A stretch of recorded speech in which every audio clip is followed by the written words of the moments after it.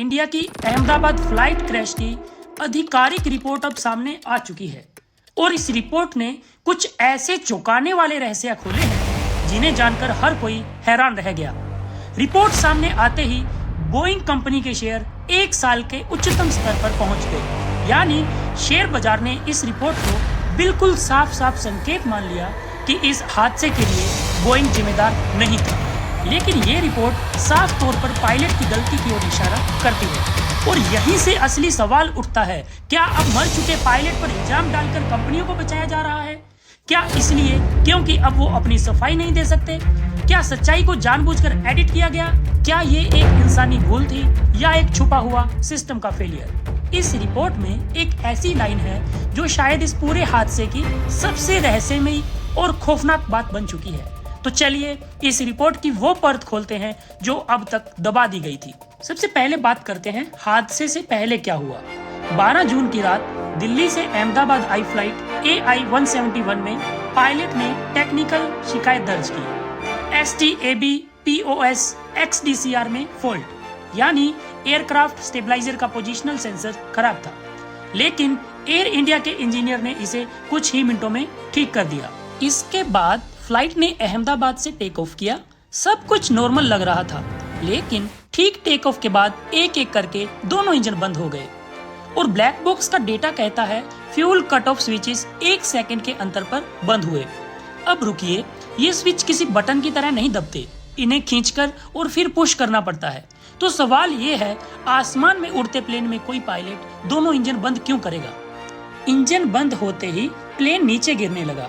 तभी Ram air turbine यानी rat active हुआ, जो ऐसे वक्त में हाइड्रोलिक पावर सप्लाई करता है। लेकिन प्लेन की हाइट बहुत कम थी, इसलिए रैट की मदद भी काफी नहीं थी।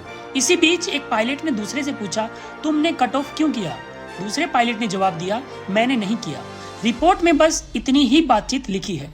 इसके आगे क्या बातचीत हुई यह रिपोर्ट में नहीं बताया गया। किसने पूछा, किसने जवाब दिया, ये भी साफ नहीं है। यहीं से कई सवाल उठते हैं। क्या किसी पायलट ने जानबूझकर स्विच ऑफ किया या ये एक हादसा था? क्या स्विच का डिजाइन ही खराब था या मेंटेनेंस में भारी चूक थी? कुछ मीडिया रिपोर्ट्स ने यह थ्योरी उठाई है कि शायद पायलट मानसिक रूप से तनाव में था और जानबूझकर उसने क्रैश किया। पर सवाल उठता है, अगर वो आत्महत्या कर रहा था तो फिर 10 सेकंड के अंदर दोनों इंजन के स्विच फिर से ऑन क्यों किए गए? क्यों एक इंजन को दोबारा स्टार्ट करने की कोशिश की गई?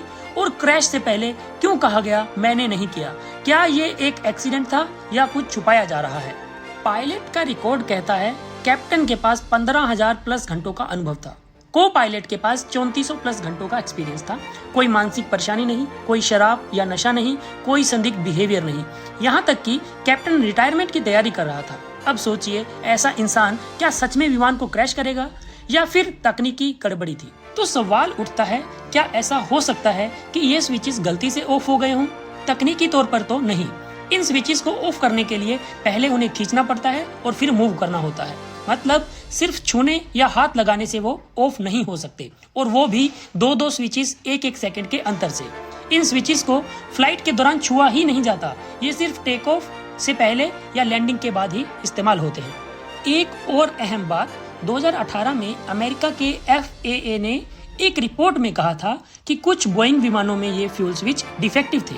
कुछ एयरक्राफ्ट्स में ये स्विच अपने आप मूव हो जाते थे अगर लॉकिंग मैकेनिज्म फेल हो जाए। और इस हादसे में जो विमान क्रैश हुआ वो बोइंग 787 ही था। FAA ने सलाह दी थी कि इन स्विचेस की तुरंत जांच की जाए, लेकिन एयर इंडिया ने वो चेक नहीं किया। क्यों? क्योंकि FAA की चेतावनी मैंडेटरी नहीं थी, बस एक एडवाइजरी थी। अब बात करते हैं ब्लैक बॉक्स में क्या छुपाया गया। रिपोर्ट में सिर्फ एक लाइन की बातचीत दर्ज है, जबकि ब्लैक बॉक्स में पूरा ऑडियो मौजूद होता है। बाकी बातचीत क्यों नहीं दिखाई गई? क्या ये सिस्टम फेलियर था जिसे छुपाया जा रहा है, या जानबूझकर पायलट को दोषी ठहराया जा रहा है क्योंकि अब वो अपनी सफाई नहीं दे सकते?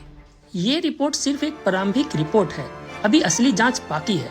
अब फैसला आपको करना है, क्या वाकई में दोनों पायलट्स की गलती थी या फिर सिस्टम ने उन्हें बलि का बकरा बना दिया?